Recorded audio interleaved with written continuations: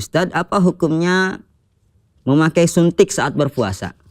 Ya, suntik dalam berpuasa itu diperinci hukumnya. Ya, apabila suntiknya suntik untuk bukan pengobatan tapi untuk menguatkan badan, misalkan infus, maka ini jelas membatalkan karena dia semakna dengan makan dan minum. Ya, kalau bedanya makan dan minum itu mungkin lewat mulut, ya kan? Tapi kalau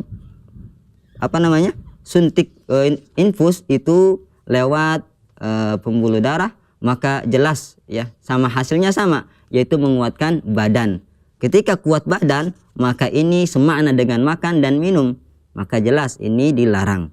Adapun suntik untuk berobat, pengobatan seperti injeksi gitu kan, atau untuk menyuntik untuk berobat, untuk memasukkan obat ke dalam diri kita, yang dilakukan oleh dokter-dokter untuk memasukkan obat dalam diri kita, maka itu tidak masalah. Kenapa? Karena bukan makan dan minum dan juga tidak semakna dengan makan dan minum. Wallahu a'lam. Mudah-mudahan bisa dipahami.